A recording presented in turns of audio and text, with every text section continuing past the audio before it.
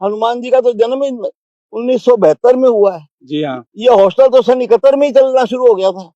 अब उनको इस बारे में क्या, मैं उनके बारे में कुछ भी नहीं बोलना चाहूंगा। एक समय था जब मैंने उनको अध्यक्ष पद के ऊपर भी सपोर्ट किया, लॉ कॉलेज में भी सपोर्ट किया, मैंने महेंद्र जी को भी सपोर्ट किया। जाट जितने भी अध्यक्ष बने, ये तो बहुत बात की बात कर रहे हैं। 67, 68 में महेंद्र सिंह जी चौधरी, ज्ञान सिंह जी ये अध्यक्ष बने, उनको भी मैंने सपोर्ट किया। मैं तो हर जाट को सपोर्ट करता हूँ। मेरे लिए तो न तो कांग्रेस है, न बीजेपी है, न कम्युनिस्ट है। कामरेड भी मेरे भाई है, सारे मेरे भाई है जो मेरे साथ है, क्योंकि मेरा उद्देश्य राजनीतिक दल बनाना या पद लेना नहीं है। मेरा उद्देश्य जाटों की एकता को बना के रखना है। तो ये कहीं ये हनुमान बेनीवाल की जो खींच अभी तक बैठी हुई है 1998 के बाद का जो टिकट वाला जो संदर्भ हुआ था, जो प्रकरण हुआ था, मैं तो उनके बारे में कुछ भी नहीं बोलना चाहूंगा। वो तो हमारे समाज के सबके बारे में बोलते रहते हैं, बोलने दो उनको, उनका मुंह है, वो बोले। और फैसला करने वाली तो जनता है, समाज है, सब समझते हैं। अब उनका जो राजनीतिक भविष्य है वो जाने, उनका काम जाने। मैं तो उनके विरोध में भी नहीं हूँ, न पक्ष। अच्छा, राजनीतिक भविष्य की आप बात कर रहे हैं, आपको क्या लगता है हनुमान बेनीवाल का किस तरह का राजनीतिक भविष्य है? और सिंस आप जाटों के इतने पुरोधा व्यक्ति हैं, तो जाटों का सबसे बड़ा नेता कौन है यहाँ राजस्थान में, आप ये नॉर्थ इंडिया के अंदर?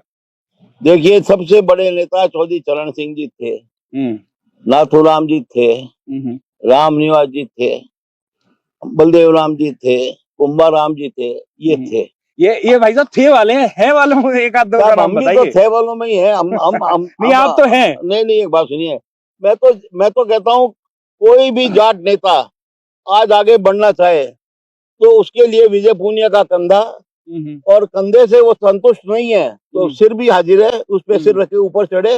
जाट ऊपर जाना चाहिए मेरे तो, और कुछ नहीं। और जाट जो है ना, किसानों का सच्चा प्रतिनिधि है। और भरतपुर स्टेट, जिस स्टेट को मैं गर्व से कहूंगा कि मुझे गर्व है भरतपुर स्टेट पे, जहाँ हर जाति को माफी थी, हर जाति के योद्धा थे, हर जाति के सेनापति थे।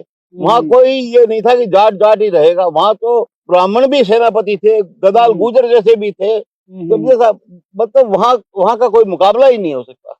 अच्छा, भरतपुर के राजवंश की और राजशाही की आप बात कर रहे हैं, तो उससे अगर जुड़ी बात कर ले, आजकल उनके इतिहास को बड़ा धूमिल करने की कोशिश की जा रही है, कुछ अंदर के लोग की कोशिश कर रहे हैं। मैं स्वयं अपने व्यक्तिगत रूप से बड़ा इससे आघात पहुंचता है मुझे, क्योंकि मैं भी उसी क्षेत्र से आता हूं।